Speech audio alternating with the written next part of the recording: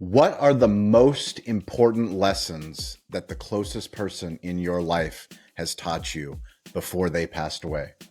My name is Shawn Walchef. I own Cali BBQ in San Diego. We're celebrating 17 years, owning 3 different restaurants in San Diego. I also own Cali BBQ Media. We've made all kinds of mistakes in the restaurant business, all kinds of mistakes in the media business. But now we have a media company. We've done over $2 million in sales. Our goal with this channel is to help you become a better storyteller. Who in your life has made an impact on you and taught you lessons before they passed away? This video, I'm going to talk about my grandfather. My grandfather, Dr. Lubin S. Walchef. He was my father, and he taught me 3 lessons that I share on every podcast, on every stage. And I'm going to give you the meaning of those lessons and how they can help you in your life and in your business. Let's get into it. Lesson number 1 that my grandfather taught me was to stay curious. This is my grandfather and his grandfather. This is the book, The Harvest: How a Bulgarian Farm Boy Grew Wealthy in La Jolla, California, written by my grandfather. I helped him write it. I wrote the foreword to this book, and it's based off of curiosity. A Bulgarian farm boy that was born in a village, Portum, Bulgaria, in 1919, born to be a farmer.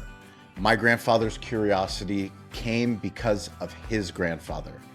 His grandfather didn't know how to read, but when my grandfather was a young boy, he would bring his books home from class and do his homework with his grandfather.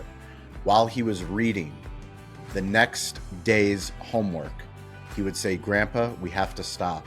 That's where we stopped in school today. We can't read further." And his grandfather said, "Lubin, we are going to read ahead and you will not get in trouble. And if you do get in trouble, I will take full responsibility." So my grandfather started reading 1 chapter ahead every single night. And the next day when he went to school, he was the one that was raising his hand in class because he had already practiced the further education of the lesson of the day. Having a burning curiosity, not being judgmental, always being willing to ask questions is how my grandfather was able to learn in the village, was able to leave the village to another village in order to study high school. My grandfather was a top student in his high school class.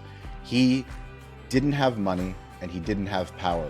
He wanted to become a medical doctor. He applied to medical schools in Bulgaria, but got rejected by all of them. He didn't stop. His curiosity said, "I will become a medical doctor." He applied to go to medical school in Germany, even though he didn't know a word of German. He got accepted to medical school in Berlin and had to learn German in order to learn medicine. Studied during World War II as the Americans were bombing. Eventually graduated, but it was this insatiable curiosity that led my grandfather all the way from Bulgaria, all the way to the United States, eventually raising me, even though I never had met my father. And it was one of the most important principles that I use to this day, is knowing that I don't have all the answers. And I have him to thank for this burning desire to always be curious. Number 2 lesson that my grandfather taught me is to get involved. I'm going to tell you a story about studying abroad in Alicante, Spain. I was 21 years old, my junior year of college. I studied abroad in Alicante, Spain. It was at that time where my grandfather was aging. He was getting older, and he was very concerned that he hadn't completed his memoir, The Harvest. This was the book that we had not yet completed, and I would call him every single day at the Plaza de Toros. So I lived in the center of Alicante, and I would walk down to the Plaza de Toros, use a payphone, call my grandfather, and I would talk to him, and he would say, "Shawn, I'm very concerned that I haven't written and finished my book, my memoir. I really need your help to get this project completed." And I said, "Grandfather, I will transfer schools at the end of this semester. I will come back to San Diego, move from Colorado to San Diego, and help you with this book." And he said, "I have something better. How about I come to you, pick you up from Spain, and we can actually do research from Western Europe all the way to Eastern Europe to collect materials for this work." I said, "That's fantastic, Grandpa. I will see you in Spain and Alicante when the semester finishes." My grandfather picked me up. We went to Paris, we went to Germany, we went to Heidelberg, we went to Bulgaria, we went all across for 6 weeks, traveling from Western Europe to Eastern Europe. And what he taught me about getting involved was he was the oldest person on all of the tour guides that we went. When we went to the Notre Dame Cathedral in Paris, when we went to the French Open, when we went to the museums at the Louvre, when we went to Berlin, when we went to Bulgaria, my grandfather, every single time, was always the first person on the tour bus. He was always the first person asking questions. He was always willing to get involved. And I remember when I was a boy, when I was getting raised by him, he would always share, "Shawn, are you sitting in front of the class?" I'll go, "No, Grandpa, I don't sit in front of the class. I sit in the back with all my friends." And he would ask me in high school, "Shawn, do you sit in front of the class?" "No, Grandpa, I sit in the back with all my friends." "Shawn, are you asking questions? Shawn, are you getting involved?" When I go to college, and then I watched this behavior as I was helping him write his book, raising his hand, asking questions. If we saw a speaker, when we went to conferences about how to write a better book, how to become an author, he was always asking questions. He was always getting involved. Curiosity only takes you so far. You actually have to do something with that curiosity, and you have to raise your hand. Once you raise your hand and you start to get involved, that's where all the magic happens. And if you want to get involved, come be a guest on our Rising Tides live call every Wednesday, every Friday. We have a group, a community of digital hospitality leaders from all over the globe. It's a chance for you to be a guest.